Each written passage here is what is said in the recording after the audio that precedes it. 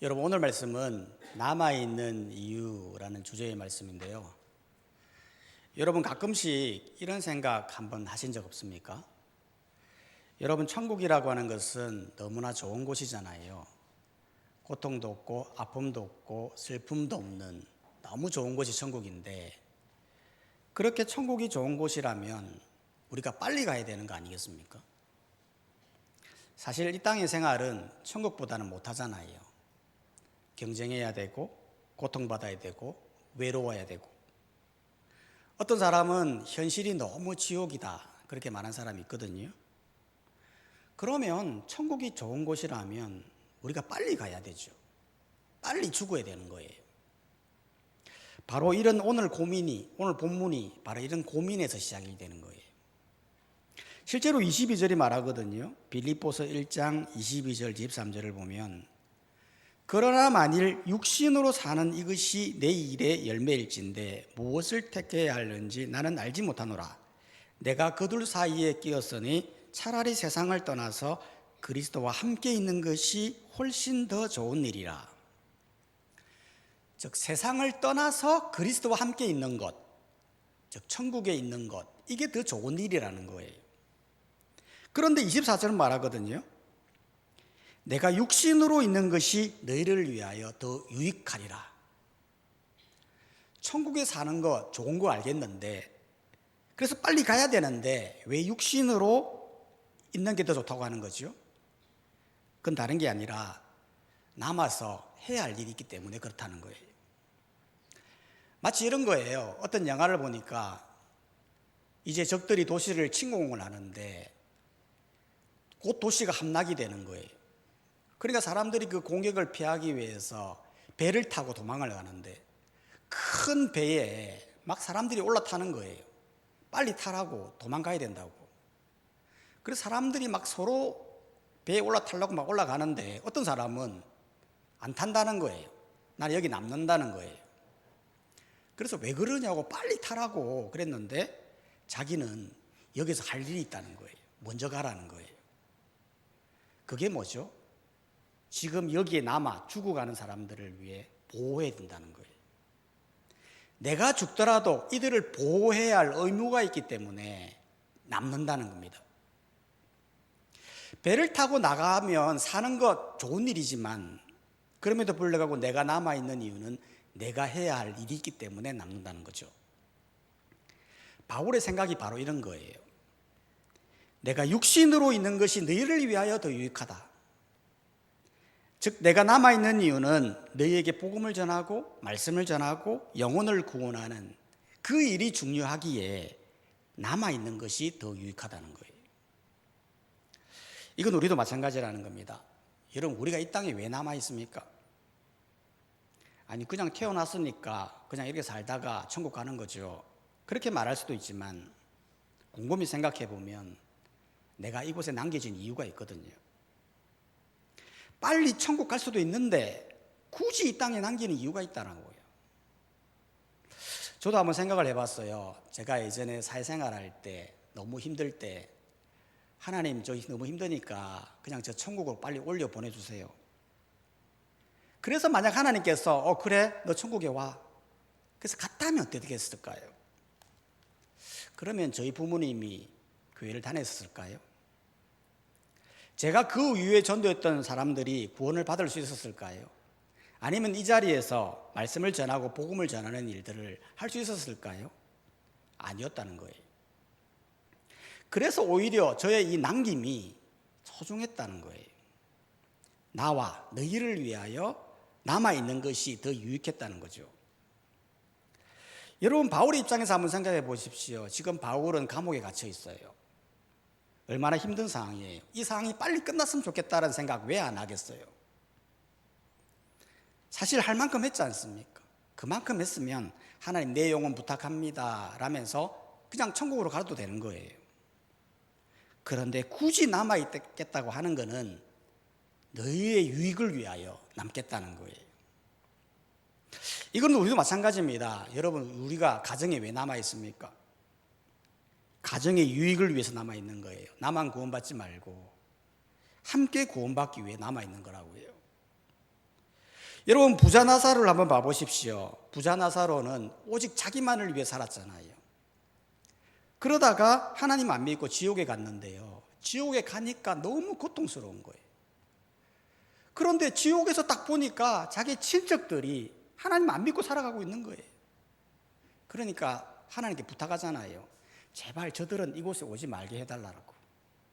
자기도 힘든데 자기 친척들은 오게 하지 말라고 그때 부탁을 하거든요. 그게 무슨 소용이 있어요? 만약 자기가 세상에 남아있는 이유와 목적을 알았다면 이런 고통을 받지 않았겠죠. 우리도 마찬가지라는 겁니다. 여러분 이번 주부터 명절이 시작되지 않습니까? 가족들이 다 함께 모여요. 그러면 그 가족들 중에 저를 왜 남겨두었냐는 거예요. 가족들이 유익을 위해서 남겨두는 거예요. 한 명이라도 더 구원받기 위해 남겨두는 거라고요. 직장도 마찬가지죠. 직장에서 나를 왜 남겨둡니까? 나만 구원받지 말고 직장인들 다 유익을 위해서 그렇게 남겨두는 거라고요. 교회도 마찬가지예요. 여러분 교회에 나를 왜 남겨둡니까? 교회에서 폼 잡고 갑질하고 남에게 상처 주고 그러기 위해서 남겨두는 게 아니에요. 오직 하나님 나라 교회의 유익을 위해서 남겨두는 거죠. 누군가에게는 위로를 줘야 되고 누군가에게는 복음을 들려줘야 되며 누군가에는 살려야 하기에 남겨두는 것입니다. 두 번째로 내가 남아있는 이유는 뭐냐면 믿음의 진보라는 거예요. 무슨 말이냐면 여러분 앞서 바울은 내가 육신으로 있는 것이 너희를 위해 유익이 있다고 했지 않습니까? 그러면 도대체 그 유익이 뭐냐는 거예요. 바울이 이 땅에서 살아가는 것이 너희에게 뭐가 유익이 되길래 이 말을 하느냐는 거예요. 그게 바로 믿음의 진보라는 겁니다. 25절은 말하죠. 빌립보서 1장 25절에 보면 내가 살 것과 너희의 믿음의 진보와 기쁨을 위하여 너희 무리와 함께할 이것을 확실히 아노니. 즉 내가 너희에게 유익이 되는 것은 너희의 믿음의 진보가 있기 때문에 유익이 있다는 거예요. 믿음의 진보가 뭐예요? 여러분 진보라는 건 전투 용어예요. 즉 진보는 앞에 길이 없을 때 길을 여는 행위예요. 옛날 전쟁할 때 보면 군인이 이동을 하잖아요. 그러면 맨 앞에 누가 있었냐면 도끼를 들고 있는 사람들이 맨 앞에 있었어요. 실제로 군대가 가다 보면 숲이 우거져 있지 않습니까? 그러면 이 도끼를 들고 있는 사람들이 가지를 베고 덩쿨을 제거하고 나무를 자르면서 길을 텄다는 거예요. 그러면 거기로 군인들이 지나갔다는 겁니다. 이게 바로 진보라는 거예요. 즉 믿음의 진보라는 것은 믿음을 조금 좋게 하는 것을 뛰어넘어서서 너희 앞에 가로막고 있는 모든 두려움과 핍박과 혼란, 이 모든 것을 내가 다 잘라주겠다라는 의미로 이 진보가 쓰여져 있다는 겁니다. 실제로 바울을 보면요, 이 진보적 역할을 엄청 감당하지 않습니까? 실제로 복음이 막혀져 있는데요, 아무도 가지 않는 곳인데요, 바울은 막 가요. 그곳에 가서 믿음의 진보, 전도의 진보를 길을 확 터버리는 거예요. 바울이 갈 때마다 핍박이 없는 게 아니거든요. 고린도에 갈 때는 엄청난 핍박이 일어났고 에베소서에 갈 때는 소동이 일어나고 심지어는 루스드라에서는 돌에 맞아 죽을 뻔했어요. 그런데도 그런데 개의치 않고 막 들어가니까 길이 열리는 거예요. 복음의 길이 활짝 열리는 거예요. 실제로 그런 사람이 있다는 거예요. 이상하게 이 사람만 가면 믿음의 진보가 일어나요. 이정교회 한 중학교 의자 선생님인데 이 선생님은 중학교에서 아이들을 가르치고 있는데 이 사람이 전도를 너무 잘하는 거예요. 학교에서는 매년마다 학년이 바뀌지 않습니까? 그러면 그 선생님이 가는 밤마다 아이들이 막 교회를 오려고 하는 거예요. 중학생들이. 그러고는 교회에 와서는 실제로 예수님 믿고 막 변화가 되는 거예요. 물론 그렇게 하기 위해서 얼마나 많은 기도와 수고를 했는지 몰라요. 구역 모임도 보면 이상하게 그 사람만 있으면 신앙적 이야기가 돼요. 근데 그 사람이 없으면 신학적 이야기가 끊겨요. 즉 사람이 가는 곳마다 진보가 일어나는 사람이 있다는 거예요.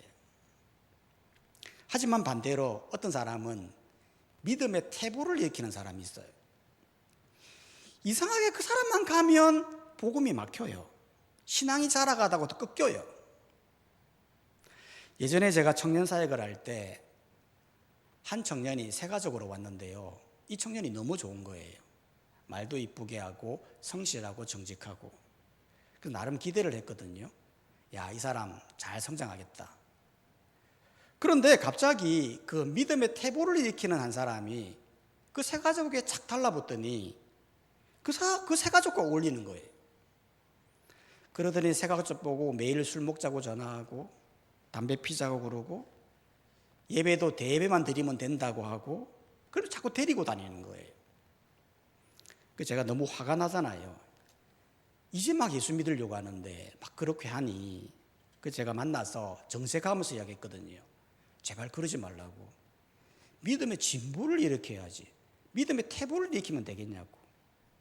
그렇게 지도했는데도 들을 생각을 안 하더라고요. 여러분, 우리가 이 땅에 남겨진 이유는요, 이 땅에서 잘 먹고 잘 살다가 천국 가라 그거 아니에요. 우리가 남아있는 이유는 누군가의 믿음을 진보시키기 위해 있다는 거예요. 여러분의 삶을 한번 잘 봐보세요. 나는 누군가의 믿음을 진보시키고 있습니까? 아니면 누군가의 믿음을 꺾고 있습니까? 바울이 참 대단한 게 뭐냐 하면 자기는 감옥에 있으면서도 자기가 있어야 될 이유가 누군가의 믿음을 진보시키기 위해서 있다는 거예요. 바울은 감옥에서 먼저 자신의 안위를 걱정해야 되는데 남의 유익을 위해 살겠다라고 고백하고 있으니 참으로 대단한 거죠. 여러분, 왜 어떤 사람은 믿음의 진보를 일으키는데 왜 어떤 사람은 믿음의 퇴보를 일으킬까요? 이유는 다른 게 아니라 그게 바로 기쁨의 차이라는 거예요. 실제로 25절을 다시 한번 봐보면 빌립보서 1장 25절에 보면 이렇게 말하고 있어요. 내가 살 것과 너희 믿음의 진보와 기쁨을 위하여 말하고 있다는 거예요. 즉 기쁨의 차이라는 거예요. 바울의 기쁨은 자기 형편이 아니라 다른 사람의 믿음의 진보를 보면서 기뻐했다는 거예요. 우리는 보통 기쁨이 내가 기쁘면 기쁘잖아요. 내 형편이 좋아져야 기쁘고 내가 잘 되어야 기쁘죠. 근데 바울의 기쁨은 너희 믿음이 자라라는 것을 보면서 기뻐했다는 거예요. 이 기쁨이 믿음의 진보를 일으키는 원동력이 되었다는 겁니다. 실제로 믿음의 진보를 일으키는 사람은 자기 중심적으로 살지 않거든요. 다른 사람이 어떻게든 간에 믿음대로 잘 자라갈 수 있도록 협력하고 도와주고 기뻐한단 말이에요. 그걸 보면서 기뻐하는 거죠. 예수님을 한번 봐보십시오. 여러분, 예수님께서 어떻게 해서 그 엄청난 십자가를 참을 수 있었습니까? 여러분, 십자가는요, 죽는 거예요. 끔찍한 고통으로 죽는 거예요. 그걸 누가 참을 수 있습니까? 제가 만약 십자가를 지라면 저는 못 참을 것 같아요. 그런데 예수님은 어떻게 해서 그걸 참을 수 있었어요? 히브리서 12장 2절은 말하거든요. 믿음의 주여 또 온전케 하시는 이 예수를 바라보자. 그는 그 앞에 있는 기쁨을 위하여 십자가를 참으사 부끄러움을 개의치 아니하시더니 하나님 보좌 우편에 앉으셨느니라. 내 앞에 있는 기쁨이죠. 어떤 기쁨입니까? 인류가 살아나는, 인류를 구원하는 그 기쁨을 위하여 나 하나 죽는 것 개의치 않았다는 거예요. 즉 고통을 참은 게 아니에요. 기쁨을 위하여 참았다는 거예요. 이게 바로 우리의 기쁨이 되어야 된다는 거예요. 다른 사람의 믿음의 진보가 이루어지는 것을 보면서 내가 기뻐할 수 있는 그러한 삶을 살아가야 한다는 겁니다. 세 번째로 내가 남아있는 이유는 뭐냐면 복음에 합당하게 살기 위함이라는 거예요. 무슨 말이냐면 여러분, 바울은 남의 믿음을 진보시키기 위해서 남았다고 했잖아요. 그러면서 한 가지 더 해야 할 일을 말하고 있어요. 그게 뭐냐면 27절에서 말을 하는데 빌립보서 1장 27절에 보면 오직 너희는 그리스도의 복음에 합당하게 생활하라. 여기에서 생활하라라는 말은 착하게 살라는 말이 아니에요. 원어에 보면 시민답게 살아라, 그 뜻이에요. 당시 빌립보는 로마 시민권을 자랑하는 도시거든요. 그런데 바울은 로마 시민권자이기 이전에 너희는 하나님의 나라의 시민권자다라는 것을 알려주면서 하늘 시민권자로서 그리스도의 복음에 합당하게 생활해라, 그렇게 강조했던 거예요. 그리스도의 복음에 합당하게 생활한다는 게 어떤 생활을 말하는 거죠? 그리스도의 복음이라는 건 예수님께서 우리를 위해 죽으셨고 우리는 십자가로 인해 다시 살아났다는 이 좋은 소식을 말하는 거거든요.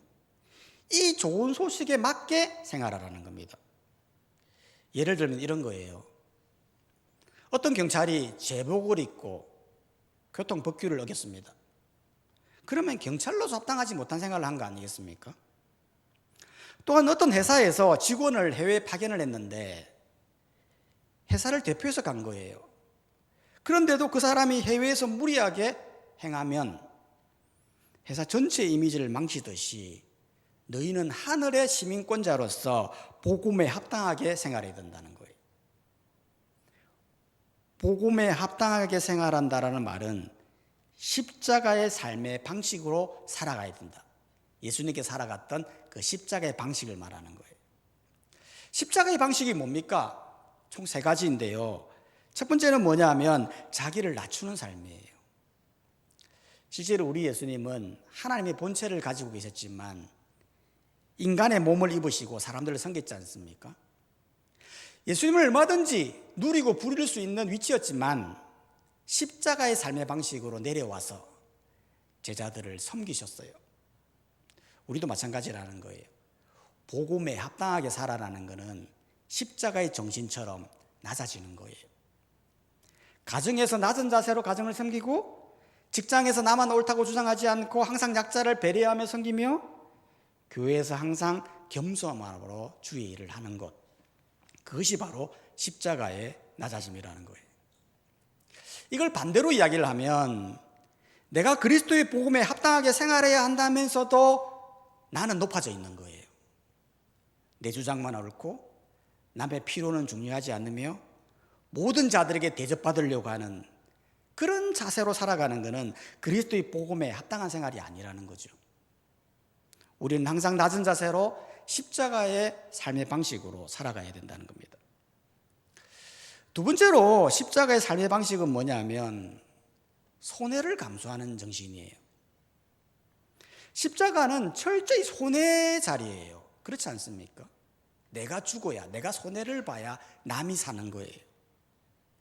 내가 죽는 자리가 그것이 바로 십자가의 삶의 방식이에요. 하지만 우리는 늘 계산하죠. 내가 이걸 하면 뭐가 남지? 내가 손해를 꼭 봐야 되나? 그렇게 계산하는 것은 세상의 방식이에요. 그런데 복음으로 합당하게 산다고 하는 것은 손해를 봐서라도 하나님의 이름을 높이는 거예요. 관계를 살리기 위해서 내가 먼저 사과하고 억울해도 끝까지 정직을 선택하고 손해를 보더라도 진리를 추구하는 삶, 이게 바로 십자가의 정신인 것이죠. 이걸 반대로 이야기하면 그리스도의 복음에 합당하게 산다고 하면서도 절대 손해 안 보려고 하는 거예요. 세상 사람들보다 더 독하게 살려고 하는 거예요.